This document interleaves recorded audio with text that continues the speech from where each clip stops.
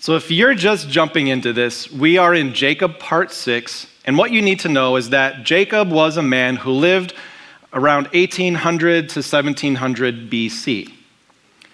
Abraham had a son named Isaac. Isaac had a son named Jacob. Jacob's name was also known as Israel, and so Jacob, or Israel's 12 sons, formed the 12 tribes of what would be the nation of Israel. What we've seen in this series is that Jacob, though he is prominent and important, he is by no means perfect. He's the anti-hero. He's not someone who's perfect. He's a deceiver. He's flawed in many ways. And yet God molded him. God worked through him. And in the last couple of weeks, what we've seen is Jacob is growing and starting a family. He got married twice at the same time. He's married to Leah and Rachel, who were sisters, and his father-in-law is Laban. And what we saw last week is Rachel and Leah started having kids, lots and lots of kids, and they even brought their servants in to help make them some kids. It's complicated, but you can tune into last week's message if you missed it. And where we're at today is Jacob has a family, a big family, a growing family, and it's getting to the point where he's getting so much stuff in his life that he has to start setting boundaries. He has so many things going on that he has to start saying no to other things. And the same is true of me and you. When your responsibilities in life begin to grow, you will need to set boundaries and say no to things that you once said yes to. And so boundaries are a regular part of life. And so you might wonder, what is a boundary and what are we talking about? A boundary is simply a rule that defines how someone or something will fit into your life. So it's not necessarily a bad thing. And maybe an example is cell phones. Maybe the first time you had a smartphone, you're like, this is amazing. There's millions of apps I can download and choose from and millions of ways to spend your time. But you quickly realized you need boundaries. And so maybe you set screen time limits. A good rule of thumb is that anything limited needs boundaries. Anything that is limited needs boundaries. Your time is limited, so you need to set boundaries for how you spend it. Your finances are limited, so you need to set boundaries. Some of you need to set more boundaries for how you spend it.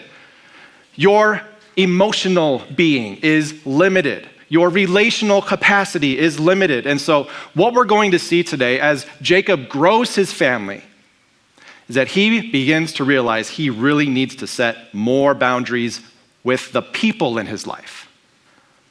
And this gets really complicated. But what we're going to learn is this.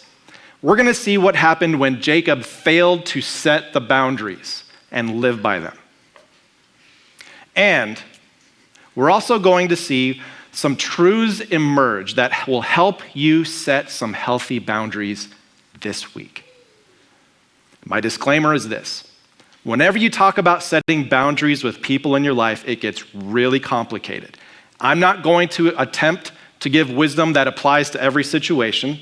If you have complicated things in your life where you need to set boundaries, I encourage you, bring other people in, people who know what they're talking about. I can't do that.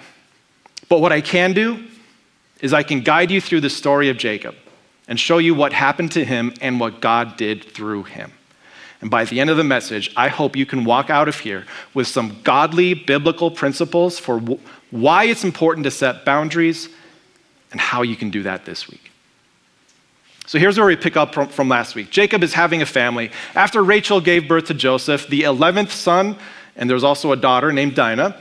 After Rachel gave birth to Joseph, Jacob said to his father-in-law Laban, and the other thing you need to know is that Jacob has been working for Laban for about 20 years now. Laban's been dishonest. He's been keeping Jacob around, keeping his family around, and Laban has always found a way to make Jacob stay. And so Jacob said to Laban, send me on my way so I can go back to my own homeland. Give me my wives and children for whom I have served you, and I will be on my way. You know how much work I've done for you. You know how I worked 7 years to get Rachel's hand in marriage, and then you made me work another 7 because you deceived me out of it. You know how I've worked for you decades of my life. You know all I've done for you. And so a loving father-in-law would do what? Oh, my son, go. You've done so much for me, so much for the household. You have a growing family. Go make your own life. But instead, Laban says this. If I have found favor in your eyes, please stay. Begs him to stay. I have learned by divination. Divination means he went to some prophet, prophetess, or sorcerer outside of God. He learned by divination that the Lord has blessed me because of you. You're good luck. It's good luck to have you around. Please stay, please stay. Name your wages and I will pay them. And Jacob steps back and he said, no. He continues, you know that how I've worked for you and how your livestock has fared under my care. The little you had before I came has increased greatly, and the Lord has blessed you wherever I have been. It's been all about you. But now when may I do something for my own household? Again, Laban should lean in and say, you're right. You've done so much. You go start your household. But Laban counters with an offer Jacob can't resist. Name it. What shall I give you? Name the price. And he continues to lure Jacob in. And so Jacob begins by saying, no, don't give me anything. But then Jacob says, wait, there is one thing. This might be a lucrative deal for me. I need to set my boundaries, but I'm willing to step over them if you do this. Let me go through all your livestock, all your flocks today, and remove from them every speckled or spotted sheep, every dark-colored lamb, and every spotted or speckled goat. They will be my wages. And just a side note, if you're at someone's house and they're giving you a Minnesota goodbye, and you can't get out, just try this. They'll look at you funny, and you should probably leave. Jacob says, give me all these animals that have defects in their colors, specks, spots, whatever you call them. And apparently this was a good deal for Laban, or it was worth it. And so Laban just says, agreed. They shake hands. Let it be as you have said. And so Jacob went off and did just that. He got all the speckled, spotted sheep, goats, lambs, and he set them aside, and he did something interesting. He kept Laban's flock where it was, but then he moved his flock 3 days away. So there's no confusion. These are separate things. And then he got crafty. Jacob found a way to have Jacob's flock give birth to strong, speckled, spotted sheep and goats. And so he would take the surplus that he was now breeding from this flock and sending it 3 days away to his own flock. And so what you see happening is Laban's flock gets weaker and weaker. Jacob's flock gets bigger and stronger. And Jacob found a loophole in the system. Have you ever done that? You really wanted to leave, but someone convinced you, compelled you to stay, and so you said, since you're making me stay, I'm going to make you pay. Maybe it was just a bad attitude where you were going to make them pay. Maybe it was something in a company where you found a way to make them pay. Jacob found a way to, Genesis chapter 43, verse 43 says this, in this way Jacob grew exceedingly prosperous and came to own large flocks and female and male servants and camels and donkeys. He was wealthy, crazy rich. Would you be bothered if you were him? You already got the fair deal, but then you went and manipulated the system so that you could get more and more and more. You prospered at someone else's expense. One thing we need to know about this is that somehow God's hand was in this. He allowed this to happen. But a caution for you and for me is that there will be times when you go out of bounds. And you're going to do that because someone else is not respecting your boundaries, or you haven't set the boundaries, and so you're just reacting with passive aggressive, whatever it is. And so you cross a line that you know you shouldn't cross, but it doesn't bother you anymore. You say, well, they deserve this. I deserve this. They're gonna pay for making me stay. So the first thing we need to learn from this is that your boundaries need attention when going out of bounds doesn't bother you anymore. When you start to cross lines that don't bother you, that's your cue to say, I need to pay attention to where my boundaries are set. And as a follower of Jesus, this takes on a whole different level, because not only is it abiding by the rules and doing what's legal, because technically what Jacob did was legal, but as a follower of Jesus, you are called to the law of love, to do what's in their best interests more than what's in your best interest, to sacrifice what you have for their sake. That's where God has set the boundary for you.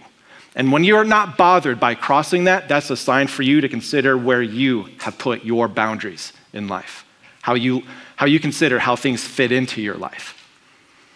So Jacob is in precarious territory. He's growing, he's becoming prosperous, but it comes at a cost.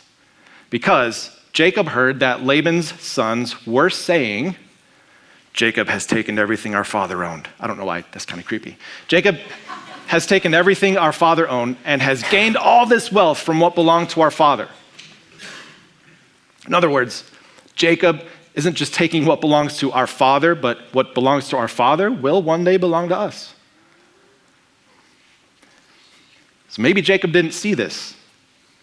He just saw that he was getting rich, but he didn't think there's other people that he's affecting. And so Jacob noticed that Laban's attitude toward him was not what it had been.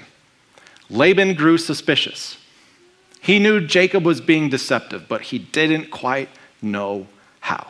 Jacob was playing by the rules, but at the same time, somehow breaking them. And so, seeing everything that was now about to happen, God intercedes.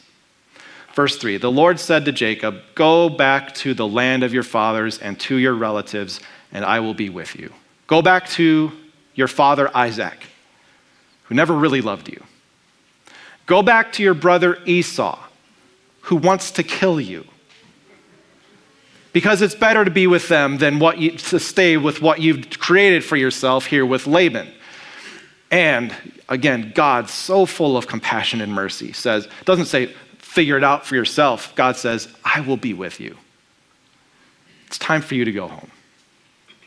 And sometimes God will make it too uncomfortable to stay where you are so that he can lead you to where he wants you to be. Ultimately, God didn't want Jacob to stay with Laban because God had a country set for Jacob's descendants, the land of Canaan, what would become the nation of Israel. And God needed to get him out of Haran down into Canaan. And maybe for some of you this week too, you've been setting your boundary where you shouldn't be. You've claimed a place where God doesn't want you to stay. And if he's making it uncomfortable, reconsider where you've drawn your boundaries. So he says to Jacob, time to leave. Let's go. So Jacob does. Jacob put his children and his wives on camels. And he drove, I'm sure they argued over who got the Cadillac and who got the Toyota Camry. But he drove all of his livestock ahead of him, along with all the goods he had accumulated in Paddan Aram, also known as Haran, to go to his father Isaac in the land of Canaan. And he did this without telling anyone. He went to his wives and he said, it's time to go. God has told me he'll be with me. We need to leave this place. Your dad is crazy. And they said, yeah, he's burnt. He sold us and now he's burned through all of his money. So what do we have here? There's nothing holding us here anymore. So Rachel, Leah, they agree. The kids, they're all packed up, ready to go. They get in the caravan, they leave. But Jacob didn't tell anyone. You know, it's as if Laban wouldn't notice that now this family of whatever is gone and all the cattle are gone and no one's watching his sheep anymore. And so what happened is it actually took him a few days. But when Laban had gone to shear his sheep, one thing that happened before they left is Rachel stole her father's household gods. We're not sure why she did this. Some people say, well, she wanted to somehow win him away from his polytheistic ideas, but she ended up keeping them, as we'll see in a moment. Some say that maybe these gods were a sign of the inheritance, that this was a deed to the property somehow. Like these gods were the god of this land, and so maybe she was trying to take that with her. We're not entirely sure, but we do know that she learned some tips from Jacob. She did it secretly. Nobody knew. Moreover, Jacob deceived Laban the Aramean by not telling him he was running away. So Laban was stolen from, he was disrespected. And there's something important here. Jacob never told him. So pretend you're Laban for a moment. Got this wonderful family, mostly wonderful family. Your son-in-law, Jacob, your daughters are living in your estate. They've got all their things. It's such a blessing for you to have them because it's like he's this good luck charm and nothing ever goes bad. And all of a sudden, without any warning, they're all gone. And more than that, they've stolen some of your things. So now Laban must be thinking, wait a minute, what is going on? Is Jacob going crazy? Is he upset that my daughters aren't having any more kids for him, and so now he's going to go off to some other land and get some more wives and have more kids? All these scenarios were going through Laban's mind, and it caused, as we're about to see, it caused outrage, fury, confusion. Jacob had to set a boundary. He had to honor it, but by not telling anyone, he only made things worse. So what we learn is that boundaries are most effective when they can be communicated.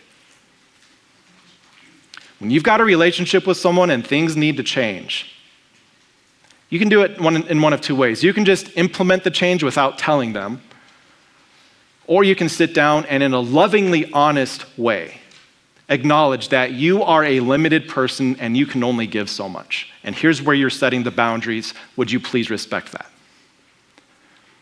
And that's hard. That is awkward. But if you don't take that step, what I know is that it's one thing for you to establish a border, but it's another thing for everyone to respect that border and to know about it. And this is where things get complicated because you can't always communicate your boundaries with people because there's some things that people can do to you where you just need to make distance and have nothing to do with them. And so the takeaway is communicate it with somebody. Tell them, this is where I'm setting my boundary and here's why. Does this sound wise to you? Is this a good idea? Who should I let know? Who should I not let know? This can be complicated, but in one way or another, what we learned from Jacob, it's good to talk about. It's good to communicate. Not that it's easy, but it avoids so much pain in the future. And after all, if you're a follower of Jesus, one of the most loving things you can do for yourself and for the people around you is to set boundaries. But one of the most unloving things you can do is to not tell others where they are. So boundaries are most effective when they can be communicated. And then finally, Laban finds out what happens. He was off shearing sheep. We're not sure where he had to go or how involved this was, but we know it took him 3 days to hear what had happened. On the third day, Laban was told that Jacob had fled. He's got a 3-day head start. So taking his relatives with him, Laban pursued Jacob for 7 days and caught up with him in the hill country of Gilead. So just picture, they're coming up to this hill country with these high places, and off in the distance, he sees Jacob. So Laban brings his relatives, they set up camp, and I'm sure it's awkward. It's like you go off to be by yourself somewhere, and then someone else just parks right by you, or they're right by you. So Laban set up camp, like right there. Like, hi. And so they're both at Gilead in this place up in the mountain area. And Laban finally walks over, and he says to Jacob, "What have you done? You've deceived me, dishonored me, the patriarch of the family, and you've carried off my daughters like captives in war. You drove them off against their will." He's manipulating. You drove them off against their will, and the grandkids had to see it. You've done a foolish thing. How dare you deceive me? How dare you disrespect me? And on top of it, you've stolen my gods. I had my household gods and now they are gone. What is this you have done to me? Now, there will be people in your life who just can't see things from your perspective. And for Jacob, Laban was one of them. Laban could not see things from Jacob's perspective. And Jacob didn't make things any better. Laban continues, he says, I have the power, the authority to harm you, but lucky you. Last night, the God of your fathers said to me, be careful not to say anything to Jacob, either good or bad. Now you have gone off because you've longed to return to your father's household. But why did you steal my gods? Maybe I get it, you ran off, but why did you have to take my gods? Why did you deceive me and steal from me? And he's projecting all these things onto Jacob. And so Jacob responds, I was afraid. Because Laban, you're the kind of guy who would do this. I thought you would take your daughters away from me by force. I thought as soon as I told you I was leaving, you would say, fine, Jacob, good riddance. Just leave your daughters, leave your wives here because they're my daughters. Leave your grandkids here, leave your kids here because they're my grandkids. Good riddance, you can leave, but they're staying. I was afraid you were going to do that to me, and so I ran off. But if you find, in other words, I own that. I did it. But if you find anyone who has your gods, that person shall not live. See for yourself whether there is anything of ours with me here, and if so, take it. Now Jacob did not know that Rachel had stolen the gods, so he's getting himself in a predicament. Long story short, Laban goes around the camp, searches all the things. Have you ever been to the airport and they have to do a search on you? Or they have to take your luggage and open it up in front of everyone and sort through all your things. Oh, underwear here, Isn't that humiliating when people just go through your stuff? Laban goes through the entire camp, searching everything. And finally he comes to Rachel's tent. And Rachel had hidden the gods in a saddle. And long story short, she made an excuse for why she had to stay seated where she was. She said it was her time of the month and it would be unclean and impure of her for her to stand up. And so Laban looked around, he didn't find anything, and he comes back to Jacob with empty hands. Found nothing. And I love this next verse. There's just so much passion, energy, and emotion in it. Jacob was angry and took Laban to task. And you're like rubbing your hands. Oh yeah, lay into him. What is my crime? He asked Laban. How have I wronged you that you hunt me down? And in this moment, something becomes clear. Jacob has been wronged. He, in other places, describes how Laban had been a bully to him, a narcissist. Whenever Jacob did something that benefited Jacob, Laban would change the rules. Whenever Laban gave a promise and said, this is how it'll be, Laban would go back on that promise. Jacob had to spend night and day watching over Laban's flock. And anytime an animal was taken off by a wild animal, Jacob would replace it with his own. Jacob, from all outward perspectives, was flawless.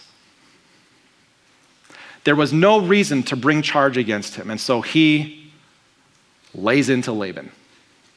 He took him to task. What is my crime? And there's another thing that's true too. Laban has been wronged.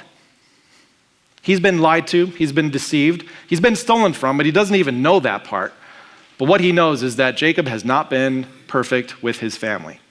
The way he's treated his daughters, the suspicion around him, he knows this guy is no good for his family. And so Laban just responds with this. He says, the women, your wives, are my daughters. The children are my grandkids. Everything you have, all the animals I see, they're mine. Yet what can I do today about these daughters of mine or about the children they have borne? If I were to harm them or take them, it would only harm myself. So he was at an impasse. Like, how can we make this right? I don't know. And so Laban comes up with an idea. Jacob, come now, let's make a covenant. Let's make an agreement, you and I, and let it serve as a witness between us. A witness means it'll be this rule by which we will operate, or a boundary. Jacob, let's make a boundary that will determine how this relationship will work from here on out. And so Jacob wasted no time. He took a stone and set it up as a pillar. And then Laban would have done the same. So both sides doing the same thing. He set it up as a pillar. He said to his relatives, gather some stones. So they took stones and piled them up in a heap, and they ate there by the heap. Laban called it Jegar Sahadutha, and Jacob called it Galid. They couldn't even agree on a name for this place. What Laban does is he uses the Aramaic version, and Jacob calls it the Hebrew version. Both of them mean witness place of witness, a boundary. And I looked up the Hebrew word for heap, and it just means heap. There's nothing special about it. It's literally just a big pile of rocks, kind of a symbolic thing. Sometimes when someone would die, they would heap rocks on them, and that would kind of serve as their burial site. But this is just a heap of rocks that would stand as a witness or a boundary between the two. And now they need to assign it significance. What does this mean? So Laban said, this heap is a witness. That's literally what the Hebrew word galid and the other Aramaic word means. Witness heap. This heap is a witness between you and me today. It's a boundary. May the Lord keep watch between you and me when we are away from each other. If you mistreat my daughters, or if you take any wives besides my daughters, which is really ironic because he's the guy who forced Jacob into polygamy in the first place, even though no one is with us, remember that God is watching. God is witness between you and me. So Laban is placing his terms on Jacob. Interesting that Laban calls on the Lord, because we know that Laban is by no means a Lord worshiper. He is a polytheist. He has gods. He has a very liberal view of spiritual things. And yet when it suits him, he says, God, your God is watching you wherever you go. And then he says this, may the God of Abraham and the God of Nahor, we don't see that name too often. Nahor was the brother of Abraham. Abraham followed the Lord. Nahor did not. Abraham was the grandfather of Jacob. Nahor was the grandfather of Laban. So he's trying to find common ground. May the God of Abraham and the God of Nahor, the God of their father, our great-grandfather, may he judge between us. He's trying to find common ground. And so Jacob, would you agree to this? Someone is trying to make a boundary with you, and they're like, I call on all these gods to watch over this arrangement and this agreement. And Jacob is like, I can't agree to that. And so instead of trying to sit down for a starting point class and teach Laban all these things about God and who God is, Jacob does something so intelligent. He just gives a testimony for what he believes. Jacob took an oath in the name of the fear of his father Isaac, which is a really weird phrase. It might mean one of two things. One, fear is like another word for God. So he's taking an oath in the name of the God of Isaac. Another way to think about it is he's telling Laban, I'm going to return to my dad, and he's going to keep an eye on me. And so in the name of my father, out of fear of him, I'm going to tell you that I'm going to honor our agreement today. Either way, Jacob makes it clear that he agrees to this boundary, this witness heap. And so he offered a sacrifice there in the hill country and invited his relatives to a meal. They ate together, and after that, they spent the night there. And this would be the last time the family of Laban would be with the family of Jacob. Because early the next morning, Laban kissed his grandchildren and his daughters. I love this. It's the same order today. Happy to see the grandkids. Oh, my kids are here too. That's nice. Grandparents understand what I'm talking about. Kiss his grandchildren. Oh, kids, you're here too. So he, kissed them too. And then he blessed them. And another way to view this Hebrew word is maybe a way of saying farewell. He said farewell to them. Good riddance. And he left and returned home. And there's two important things to take from this. Laban still needed some work. And what I know is that when you need to set a boundary with someone who still needs work, you can feel really guilty. You might even think, well, God placed them in my life so that I could help them. Maybe it's just a physical help. Maybe it's an emotional help. Maybe it's a spiritual help or a financial help. And you feel guilty because you think it's my responsibility to take care of them. Some of you haven't set a boundary because you feel responsible for them.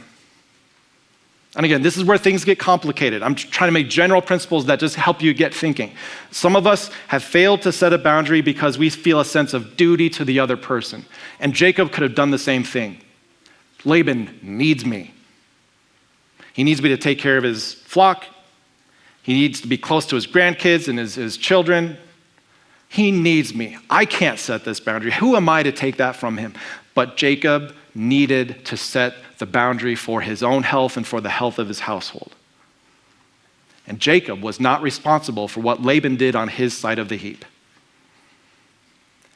And when you're in a situation like Jacob, and you have a person like Laban, you are not responsible for what happens on the other side of the heap. Trying to be careful. I don't want to oversimplify a very complicated topic, but if you're in a situation like Jacob's, and you're dealing with somebody like Laban, you are not responsible for what happens on their side. And as you consider that, maybe that gives you some relief, that God is not expecting you to be everything for them. At some point, they need to figure things out, and maybe your boundary will be what brings them back to God. But what happens on their side is not your responsibility, and you are not held accountable for them. The other thing this brings up is that from that day forward, there was a heap between Jacob and Laban. A heap that ultimately formed the border of a nation. And what this reminds me of is that there's also this heap between us and God. This heap that we were born with. And it's this heap of sin that tells God, you shall not go past. God in his holiness cannot be in the presence of who we've become. And as if that weren't worse, each day it's like we add to that heap. We are powerless to take it away. All we can do is add to it, add to it, add to it. And so there is this heap, this boundary between sinful mankind and the holy God. And what happens on our side is our fault. So God should just walk off and go his way, leaving that boundary in place. That reminds me of a story I heard about three best friends who were soldiers in World War II, fighting on the Allied side. These soldiers were in France, and unfortunately, one of these best friends died one day. And rather than just burying him in a random field, they saw that there was a beautiful church nearby with a beautiful cemetery in the field. So the two remaining soldiers knocked on the door and they asked the priest, could we please bury our friend here? And the priest asked them, was he a member of our church? To which the two men said, no. And the priest said, I'm sorry, you're not allowed to bury him here because this is sacred ground. It's only for the members of our church. And so those two men did the next best thing. They went just outside the fence of the cemetery and buried their friend there. Next morning, these two men got up early in the morning and they wanted to pay their final respects before they left. And so they went to the cemetery and walked along the fence, but they could not find where they had buried him. They looked and looked, they couldn't find him, and so they knocked on the door and asked the priest, we buried our friend right over there yesterday and we can't find him. Did you do something? And the priest said, yeah, I did. I was thinking about what happened, And last night I was tossing and turning in my bed about how horrible I felt for not letting you bury your friend here. And so last night I decided to get up and move the fence. And God did something very similar for you. God can't just move the heap to make enough space so that you just get in. But what God did was he moved the fence so that he could walk across it. And when Jesus walked on this earth, there was one thing he made clear. The sinfulness of mankind had to be dealt with. You couldn't go over it. You couldn't go through it. Sin had to be taken away. And so while we need to set boundaries because we are limited, God's grace has no limit. And so he moved the fence to bring you in. He took away the heap. And when you just dig into that truth, day after day after day, God took away my sin. The more you come to God every day and you acknowledge, God, I'm sorry, I've been adding to that heap. Would you please take it away again? And God, his grace has no limit. There is no boundary for when you've run out of grace. And so, unfortunately, on this side of heaven, we will need to make boundaries because we are limited with our time, our finances, and how we can connect with people. We need rules in place that determine how people can fit into our lives, and sometimes those boundaries will fall in hard places. But there's one thing we need to keep in mind. Even when you need to draw the line, set up your heap. Keep Jesus in that heap. Or a way to think about it, keep the cross on your side of the heap. Because you can't control what they do. You can't determine what they do, but you can control your side. And you can say, this is where I need to set the boundary, and here's why.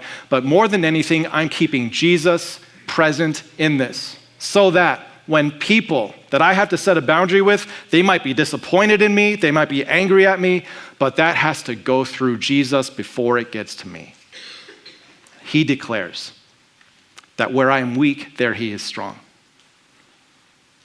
And so as I view this other person from my perspective, and I think about what they've done to me or why this boundary needs to be in place, I can't look at them without first seeing Jesus and how his grace is always enough for them. And I am always to love them, even though there is this boundary between us. And I know this isn't easy, but it's important. Because every time we go out of bounds, God's grace is enough to bring us in. So as you think about the boundaries you might need to put up in your life this week, first remember how God's grace has no limit, both for you and for the people around you. Would you communicate with the people? If you can't talk to the person you have a boundary with, would you at least talk with other people who are objective, who aren't just going to take your side and say, yeah, you're right. Talk to people. Bring them along with it. But more than anything, keep Jesus in the middle. And we're going to pick it up there next week as we see what happens when Jacob journeys home to his father and his brother. We're going to see what God does in the journey. Let's pray. Dear Father in heaven, life can be really complicated. It's seemingly simple to manage our time and energy and set boundaries for those things, but it can be very complicated for how we can lovingly set boundaries for the people in our lives. There are some people that we just need to distance ourselves from and have nothing to do with, but there are some people that will be a part of our life no matter what. Would you give us forgiveness for the times we've set boundaries selfishly for our own best interests with no one else in mind? Would you give us wisdom to discern where we need to set a new line so that we can pursue what you've called us to do? And would you also give us the humility to take away a boundary we've put in place that doesn't belong there anymore? Fill us with people in our lives that can help guide us through these complicated issues. But more than anything, where a boundary is needed, let Jesus be in the middle of it. We pray all this in his name. Amen.